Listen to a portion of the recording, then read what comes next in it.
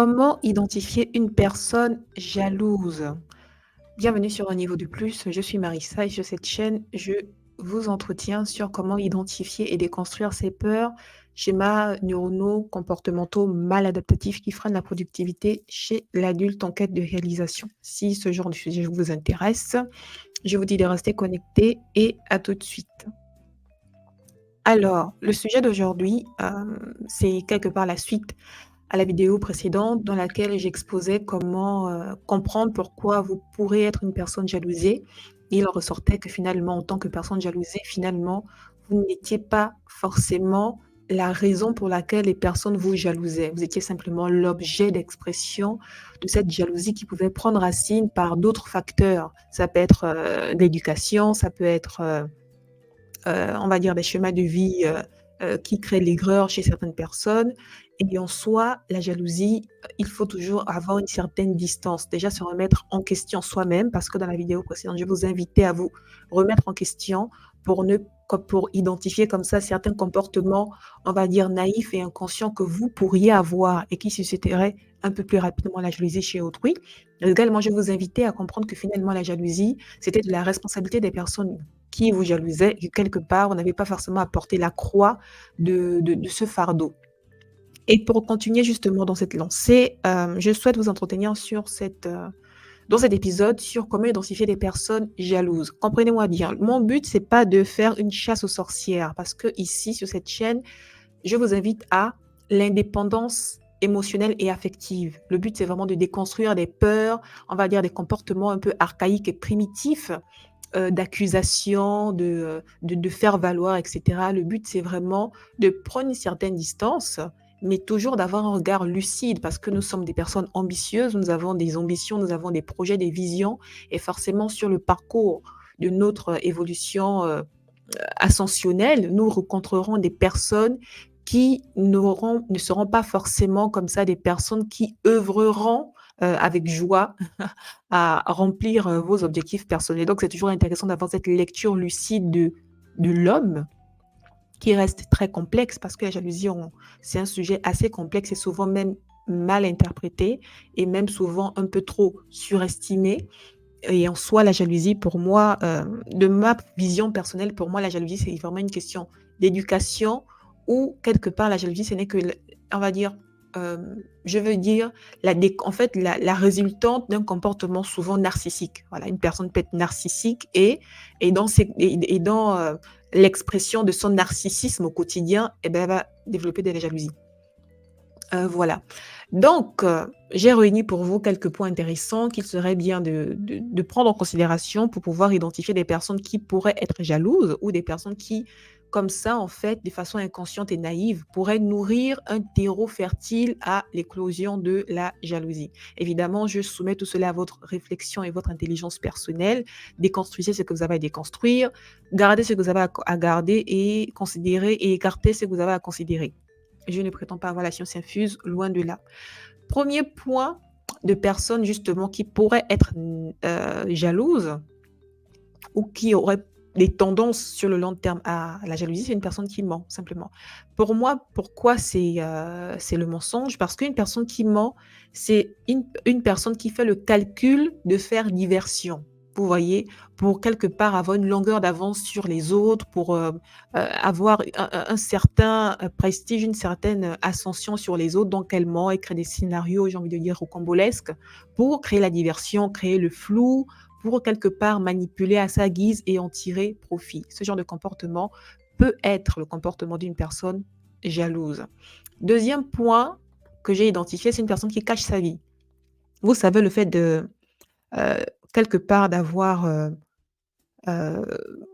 cette réserve et ce côté discrétion n'est en rien mal. Au contraire, il est bon de savoir garder sa vie dans une certaine discrétion, développer une certaine, humilité dans la façon de vivre et cetera. Mais ces personnes-là ne le font pas justement pour démontrer d'une certaine pudeur. Non, elles le font parce que toujours un peu dans la démarche de vouloir cacher sa vie, maîtriser celle des autres, mais cacher sa vie.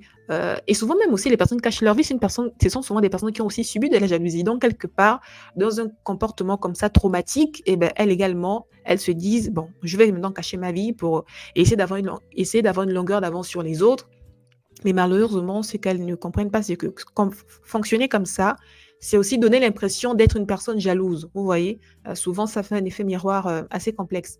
Donc cacher sa vie, ça peut être aussi interprété ça peut être interprété comme un signal d'une personne jalouse, une personne qui veut maîtriser la vie des autres, comprendre, connaître la vie des autres, mais s'arrange toujours à garder le flou sur la sienne. On a tous connu cette, personne, ce collègue au boulot qui, pose des questions sur soi, pose des questions sur l'avancée justement d'un projet et lorsqu'il s'agit de parler d'elle, là, elle est aux abonnés absentes. Ce genre de personnes, ce sont des personnes à éviter, à épingler, à éviter, pour ce qu'il en est de d'associations pour, le travail et si c'est une amie à vous qui a ce genre de comportement ou si c'est vous peut-être qui vous comportez comme ça, je vous invite à vous remettre en question. Il y a plusieurs façons de garder la discrétion sur sa propre vie. C'est pas forcément, en jouant de la ruse. Troisième point, d'une personne justement qui peut avoir des tendances, jalouses, c'est une personne qui aime la compétition et la comparaison. Une personne justement qui a ce trait de caractère, de compétition et de comparaison, des traits de caractère très intéressants et très pertinents dans un contexte bien défini. Ça reste des valeurs, des qualités à mettre en avant justement, pour des domaines bien spécifiques. Mais une personne qui a cet enclin rapide à la compétition, et à la comparaison et qui ne comprend pas comme son fonctionnement propre et personnel, peut se laisser envahir par cela et développer par la suite de la jalousie. Pourquoi? Parce qu'à chaque fois, elle aura cette volonté, on va dire cette pulsion-là à vouloir se comparer aux autres, créer la compétition même là où il n'y a pas forcément lieu d'être, de pas forcément mettre la raison avant toute chose et créer quelque part un malaise et donc ce genre de personne peut être perçue comme des personnes jalouses parce que on a toujours l'impression qu'elle est toujours en compétition, c'est toujours flou, c'est toujours, rude avec elle, ce n'est jamais soft. Elles peuvent être, considérées comme jalouses malheureusement. Souvent, ça peut être aussi de la naïveté ou un manque d'éducation. Vous voyez, des personnes, qui manquent d'éducation, qui pensent que tout le monde est leur ami, elles peuvent aussi avoir ce genre de comportement. Ça peut être loin justement d'être d'un trait de jalousie, mais ça peut malheureusement souvent s'interpréter comme un comportement de personne jalouse. Donc, la comparaison et la compétition, c'est également à prendre en considération. Pour des personnes justement qui manquent de maîtrise d'elles-mêmes, qui manquent, d'une certaine assise psychologique, d'une certaine maturité émotionnelle et une certaine maturité psychologique, peuvent être des personnes, à tendance, jalouse. Un autre point, c'est une personne qui ne partage pas les conseils. Voilà, une personne vous posez des questions bien précises, bien spécifiques, elles vont arranger à faire des zigzags psychologiques, à monter, descendre pour esquiver ou carrément, elle pourra même mentir. Là, ça rejoint le 1er point, c'est-à-dire qu'elle s'arrange à dire quelque chose qui est faux pour vous induire en erreur, pour aussi garder une longueur d'avance et ce genre de comportement, ce genre de personnes, on les voit toujours, hein. Souvent, par manque de maturité aussi, on peut on peut ne pas forcément vouloir, s'affirmer que: elle se comporte comme ça». Mais souvent, oui, il faut juste ouvrir les yeux et comprendre que c'est une personne, qui a du mal à partager les conseils parce que souvent aussi, vous voyez, ce sont des personnes qui ont, bah, elles ont lutté, elles ont crapahuté et c'était difficile pour elles, voilà. Ce qu'elles ont, c'est, par la sueur de leur front et quelque part, les traumatismes de lutte, vous voyez? Qu'elles ont, qu'elles ont subis pour avoir ce qu'elles ont eu et beh, ces traumatismes, en fait, les empêchent d'être généreuses à leur tour pour partager les conseils. Donc voilà, ça peut être interprété comme de la jalousie, mais ça peut aussi être en fait le résultante d'un traumatisme, vous voyez? C'est pourquoi il est toujours important d'avoir une certaine distance vis-à-vis de taxer rapidement les gens de jalouses, pas jalouses. Moi, je liste comme ça des points. Évidemment, je les soumets à votre intelligence personnelle, mais je compte toujours ajouter des petits points de nuance pour comprendre que la psychologie humaine, elle est très complexe, hein. Souvent, on pense quelque chose, mais en fait, c'est juste notre niveau de hauteur, notre niveau de lecture qui nous empêche souvent, mais d'avoir, une compréhension un peu plus élevée. Donc une personne qui ne partage pas les conseils, ça peut être une personne jalouse, comme ça peut également être une personne, beh, qui en fait, a charbonné et pour avoir ce qu'elle a et elle ne trouve pas, voilà, elle ne trouve pas forcément intéressant, voilà, de partager aussi facilement ce qu'elle a. Donc elle peut vous voir souffrir, elle peut vous voir, lutter, elle peut voilà, elle peut vous voir dans le besoin, mais elle peut prendre la décision de ne pas vous aider pour des raisons qui leur sont propres et ça peut être considéré comme étant de la jalousie. Donc, le point suivant, c'est, des personnes qui prennent plaisir. Alors là, elles se délectent, elles prennent plaisir à raconter à qui veut l'entendre vos débuts difficiles et fébriles. «Ah mais telle personne, elle est maintenant comme ça, mais vous savez, moi, je l'ai vue à ses débuts, hein, j'ai vu où elle dormait, j'ai vu la voiture qu'elle conduisait. Ah oui, mais moi je connais son salaire quand elle a débuté. Ah oui, maintenant elle fait le malin, mais ceci, mais cela, en haut, à droite, en saut, en dessin et cetera». Ce genre de personnes, ce genre de comportement, mais déjà, c'est indécent de vouloir parler de la vie d'une personne et ça montre aussi quelque part d'un gros complexe de supériorité. Pourquoi? Parce que ces personnes-là, vous voyez, elles ont le besoin de retourner dans le passé pour parler de vous, pour avoir un espèce d'ascendant parce que c'est dans le passé, c'est en conjuguant au passé qu'elles se sentent supérieures à vous. Le présent ne l'intéresse pas. Le futur encore moins. Elle, c'est dans le passé qu'elle prend plaisir à parler des personnes. Telle personne, je connais son passé, telle personne, je connais sa mère, telle personne, je connais je sais pas moi, la tombe de son grand-père, telle personne ceci, telle personne cela. Ce genre de personnes, épinglez-les et comprenez qu'en fait, c'est pas forcément des personnes intéressantes avec qui, collaborer sur le long terme parce qu'elles ne comprennent pas forcément que la vie, c'est l'évolution, voilà. Aujourd'hui, il fait beau, demain, il fait moche. Aujourd'hui, il fait moche, demain, il fera beau. Aujourd'hui, on est en haut, après, on est en bas et cetera. Chacun est responsable et maître de sa propre vie.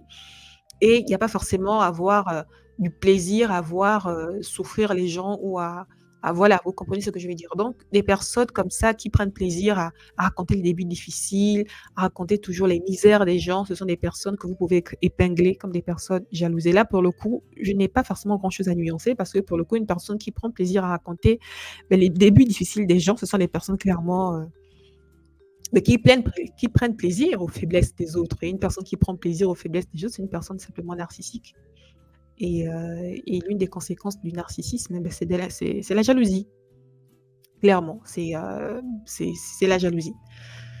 Voilà, donc c'était pour ce point. Le point suivant, on y va, c'est qu'elle minimise le style de vie et les réussites d'autrui. Voilà, ça rejoint un peu le point précédent, c'est-à-dire que comme ça, en fait, c'est une personne fait ceci, ah oui, mais on voit ceci, mais on ne sait pas ce qu'elle a fait. Peut-être même qu'elle s'est endettée pour faire ci, là, elle fait ceci, mais vous ne savez pas combien de fois, ceci, cela et cetera et cetera. En fait, on voit les résultats sont là, sont probants. Après, il peut être vrai, faux. Vous savez aussi avec les réseaux sociaux, on peut s'inventer des vies. C'est bien vrai, mais vous voulez quoi? C'est les réseaux sociaux, c'est le monde actuel.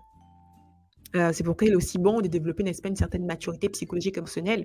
Le but de cette chaîne pour pouvoir avoir une certaine distance, vis-à-vis, de la vie, de façade que certaines personnes peuvent présenter.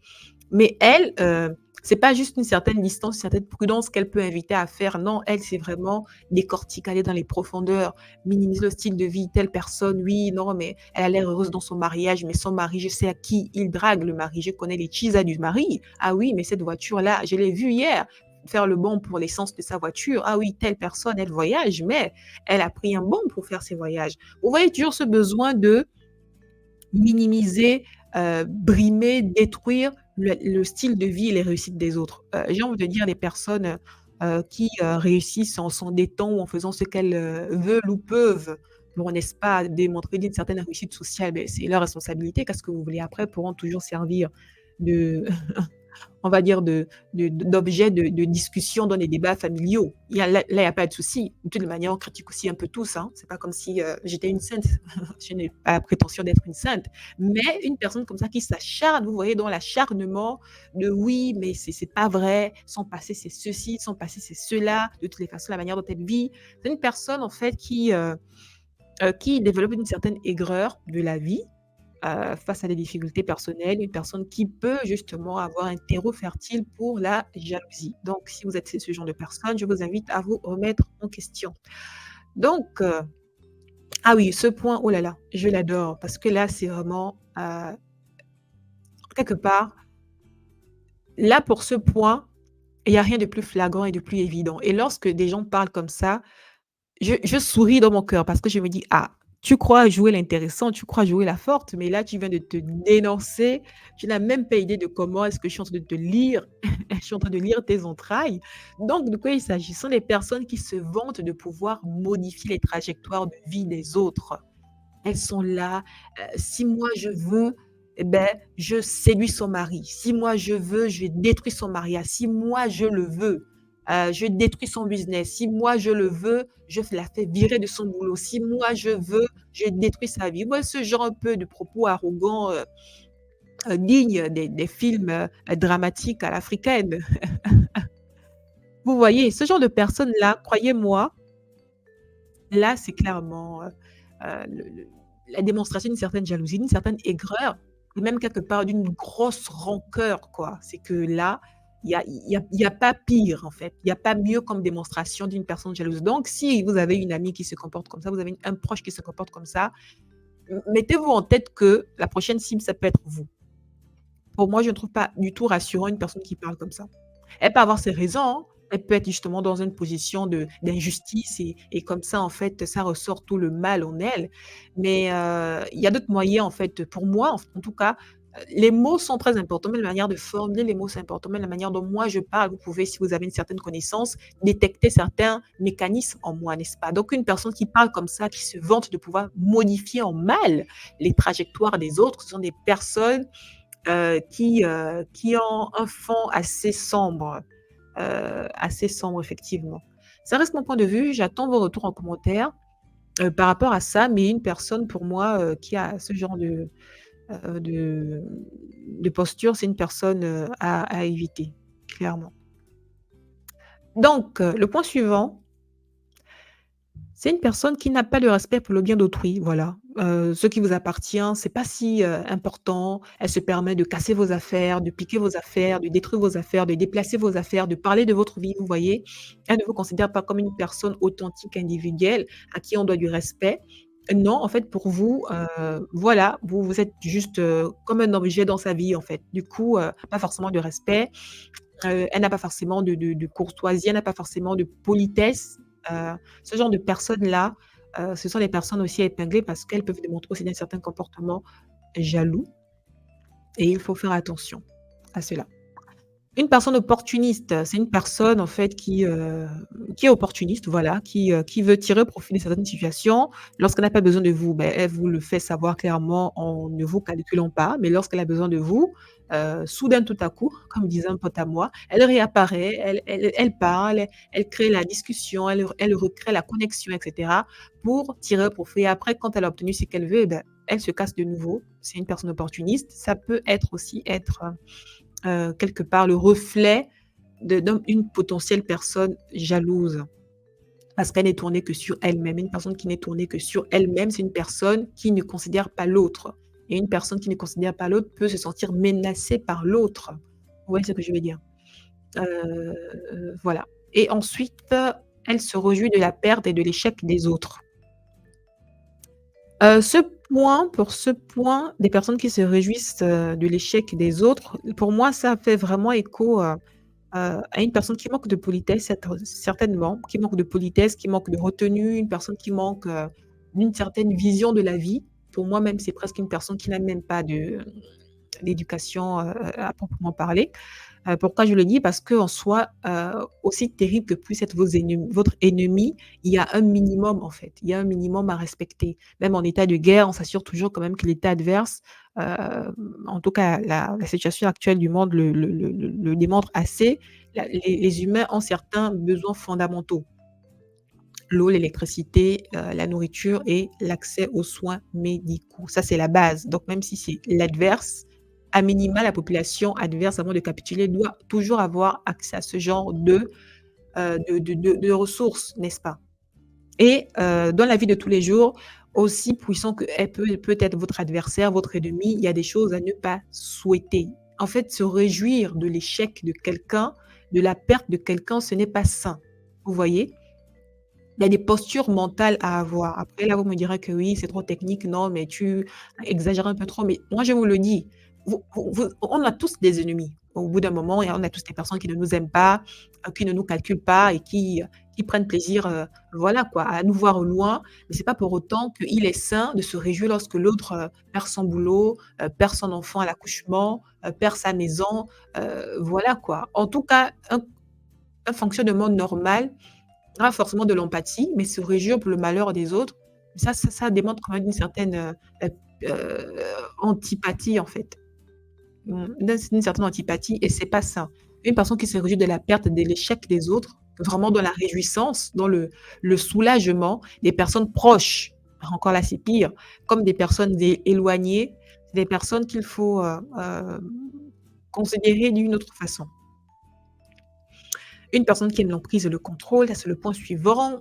Voilà, une personne qui aime contrôler, qui aime savoir, qui aime, manipuler, qui aime posséder. Donc ça peut déjà être, la démonstration d'un certain complexe, d'infériorité et d'une certaine posture, insécurisante. Elle, ils se sent insécure et donc cette insécurité, elle le contrecarre en voulant posséder, manipuler, contrôler ce qui est autour d'elle. Une personne qui manipule, qui contrôle, c'est une personne qui veut, quelque part, garder l'emprise et donc une personne qui garde l'emprise, elle peut se sentir jalousée, menacée lorsque on sort de son emprise, vous voyez? Lorsqu'on ne rentre pas dans les quelque part, les cloisons qu'elle a voulu déterminer dans la vie des personnes autour d'elle. Donc ça peut être une personne, jalouse et une autre façon de voir, de reconnaître une personne jalouse, c'est une personne qui a peur de l'échec, malheureusement.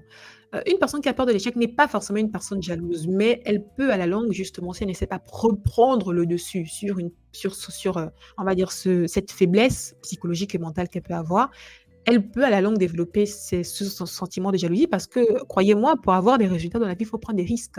La vie est faite de risques. On risque, son temps, on risque son argent, on risque, son travail et cetera et parce que justement le risque à payer, qu'on a des plus-values par la suite. Mais une personne qui ne prend pas les risques, une personne qui a peur de l'échec, donc qui ne prend pas de risques, s'enferme dans quelque part sa zone de confort et lorsqu'elle verra des personnes prendre des risques et réussir, elle peut développer des ressentiments.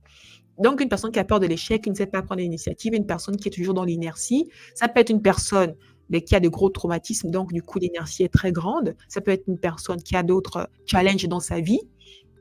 Ça peut aussi être une personne justement, si elle ne fait pas attention, s'il y a pas une personne quelque part pour la challenger, la pousser vers l'avant pour se surpasser, ça peut être une personne qui, à la longue, récoltera le fruit de son non-travail et le fruit de son non-travail, c'est l'aigreur et la jalousie. Et en dernier point, c'est une personne qui copie. Voilà, une personne qui copie, qui n'a pas de gêne à copier, voilà, qui se sent légitimes à copier sans vergogne. C'est une personne aussi qu'on peut identifier comme jalouse. Après, en soi, la copie, on s'inspire plus ou moins chacun les uns des autres. Donc, je soumets cela à votre propre intelligence et discernement pour savoir, identifier une personne qui copie, quand est-ce qu'elle peut être jalouse ou pas. Ça C'en est fini pour, l'énumération d'identification de personnes jalouses. Ça reste mon avis personnel, toujours à nuancer en prenant en considération que souvent les certains comportements qu'on voit, mais c'est la résultante quelque part d'une mauvaise éducation, d'incivilité, de comportements narcissiques, de difficultés personnelles et cetera, et c'est toujours à prendre avec une certaine distance. Pour ce point, j'aimerais revenir rapidement sur pourquoi des personnes, justement, peuvent avoir des traits, de jalousie, narcissique. Le premier point, c'est que ces personnes-là, en grandissant, ont eu elles-mêmes des personnes, des parents, un entourage jaloux. Donc par mimétisme, elles ont adopté ce style de comportement, critiquer la vie des gens, minimiser la vie des gens, rappeler les débuts fébriles des gens. Quelque part, nous sommes tous des enfants, ayant grandi. Et en étant enfant, si on n'a pas su s'émanciper de l'éducation que nous avons reçue, et beh, quelque part, on reproduit, en fait, ce que nous avons vécu et nous avons vu lors de notre, enfance et qui nous a nourris lors de notre enfance, et beh, c'est notre entourage, ce sont nos parents. Donc une personne jalouse a pu avoir elle-même des personnes jalouses autour d'elle et donc par défense, comme ça aussi développer, beh, des instincts de jalousie. Voilà. Donc un autre point, c'est une personne justement qui a peut-être en grandissant, a été longtemps le centre de l'attention et après, a quelque part s'est vu être, détrônée. Par exemple, le cas des enfants qui ont toujours été premiers de la classe, qui ont toujours reçu des félicitations par rapport à leur beauté, des jeunes garçons très beaux qui ont toujours, eu des fleurs et cetera. Les fils à papa, les filles à maman qui ont toujours été le centre de l'attention. Ce genre de personnes justement aussi, en grandissant, peuvent développer de la jalousie parce que je l'ai expliqué dans la vidéo précédente, c'est qu'elles ont développé un comportement nombriliste. C'est-à-dire que pour elles, le monde ne tourne qu'autour d'elles. Et donc, si elles n'ont pas appris justement à développer l'altérité, en fait, en grandissant, elles verront l'altérité, c'est-à-dire autrui comme un adversaire, une personne qui viendra troubler quelque part le petit royaume qui gravite autour d'elle, vous voyez? Tout cela, ça rentre vraiment dans le contexte de l'éducation. Avoir aussi des parents avoir eu également des parents stricts peut développer un comportement de jalousie parce que des parents stricts, en fait, quelque part, là, ça rejoint le point suivant justement. Les parents stricts quelque part malheureusement, des parents trop stricts souvent, briment les enfants sans s'en rendre compte, castrent les enfants sans s'en rendre compte, enferment les enfants dans des rôles et donc les enfants comme ça enfermés dans des rôles, si en grandissant ne s'émancipent pas de ces schémas-là imposés à leur réflexion, et ben, en grandissant, ils seront toujours dans ces rôles-là attendus par papa, ces rôles-là attendus par maman, ces rôles-là attendus par la cousine, le grand frère, le grand frère, la grande sœur, la grand-mère et cetera et parce que ces personnes seront enfermées dans des rôles, elles ne seront pas épanouies. Parce qu'elles ne seront pas connectées à leurs besoins, elles ne pourront pas se connecter à leurs rêves parce qu'elles seront en dissonance cognitive. Oui, j'ai envie de faire ça, c'est vraiment ce qui brûle en moi, mais j'ai peur de désobéir à papa, j'ai peur de désobéir à maman, j'ai peur d'être déloyale envers justement, quelque part, le pacte familial, parce que j'ai une certaine responsabilité de la famille, c'est comme ça qu'on me voit, mais même si c'est comme ça qu'on me voit, j'ai envie de faire autre chose. Et vous voyez, ce dilemme-là, cette lutte intérieure qu'elles ont à l'intérieur d'elles, et donc, si ces personnes-là ne sont pas assez sécures, elles peuvent développer de la jalousie pour des personnes qui, elles, osent s'affranchir des, des, des attentes familiales, qui, elles, osent s'affranchir des attentes de la société. Donc, une personne, justement, ayant eu des parents stricts, une éducation stricte, une personne qui, en grandissant, n'a pas appris à écouter ses besoins, écouter ses sentiments, ses émotions, à prendre des risques, c'est une personne qui, à la longue, peut développer de la jalousie. Une personne qui n'a pas appris à accepter l'échec, qui n'a pas appris le fair play, qui n'a pas appris à comprendre très tôt, depuis l'enfance, que la vie est faite de hauts et des bas. Souvent, on gagne, souvent, on perd. C'est comme ça la vie, on avance. On essaie de créer son propre bonheur. Ce sont des personnes qui, en grandissant, développent de la jalousie. Une mauvaise éducation, voilà, c'est ça, une mauvaise éducation. Souvent, la jalousie, c'est la résultante de mauvais comportements, d'une mauvaise éducation, d'un milieu, lorsqu'on grandit dans un milieu malheureusement défavorisé, on peut développer aussi des complexes d'infériorité, un certain ressentiment vis-à-vis de la vie. Et si justement il n'y a pas des facteurs pour canaliser cela comme la religion, comme la discipline, le goût du travail, et bien des personnes comme ça qui non seulement grandissent dans des milieux défavorisés, mais également sont abandonnés à eux-mêmes dans leurs ressentiments propres, ne sont pas poussés à aimer le travail pour se surpasser, avoir des résultats, ou ne sont pas canalisés par une religion pour leur apprendre justement à se soumettre à la volonté divine. La religion, souvent, c'est une très bonne chose parce que ça permet de canaliser beaucoup de mauvais instincts en l'homme. Tout cela, ça peut provoquer des personnes aigries voilà, qui prennent l'ascendant sur la vie des gens et qui se croient. En fait, ça crée des bandits de grand chemin qui se croient légitimes, voilà, quoi, de bousiller la vie d'autres personnes. Pas forcément même par jalousie, souvent c'est même par vengeance simplement de la vie, quoi. Voilà et ensuite, qu'est-ce que j'ai noté? Difficultés personnelles, oui et aussi le hasard, voilà. Ça, c'est un point que je voulais rajouter parce que souvent des personnes qui sont jalouses, par le fait du hasard simplement, en Chine, on appelle cela dikundu. C'est une personne simplement qui a voilà, qui a un fond mauvais, qui peuvent s'expliquer par les points que j'ai énumérés précédemment ou alors qui simplement, bah, c'est le fruit du hasard. Une personne parmi 1000 autres, une personne parmi 10 000 autres, voilà, elles sont naturellement, jalouses, hein, des petits démons parmi les humains. C'est un point que je voulais rajouter parce que je le trouve intéressant et pertinent. Souvent, il y a des personnes qui sont jalouses parce que, beh, elles sont jalouses, c'est comme ça, c'est la vie, voilà. Donc, ce que je vous propose par rapport à des personnes jalouses, comment vous comporter? Simplement, heu, les remarquer, sans forcément vous agiter, les remarquer et prendre la décision soit de communiquer là-dessus, si vous voulez, persister, conserver la relation ou alors simplement vous éloigner des personnes, jalouses simplement. Heu, Restez courtois, cordiaux si vous le souhaitez, mais ce que moi je vous propose, c'est vous éloigner des personnes jalouses. Parce qu'en soi, la jalousie qu'elles portent, beh, c'est leur propre croix à elles et c'est à elles de s'en affranchir si elles le souhaitent. Ce qu'il en Quoi qu'il en soit, la jalousie, c'est un lourd fardeau, hein, qui freine beaucoup dans la productivité et la réalisation de soi. C'est pas intéressant, c'est quelque chose qui se travaille de toutes les façons. Voilà, c'en est fini pour moi pour l'épisode d'aujourd'hui. Dites-moi en commentaire ce que vous en avez pensé, si vous avez trouvé tous ces points pertinents ou peut-être vous avez trouvé des coquilles ou vous voulez rajouter quelque chose, avec plaisir que je vous lirai. C'en est fini pour moi pour l'épisode d'aujourd'hui. Restez connectés et je vous dis à très vite. Ciao.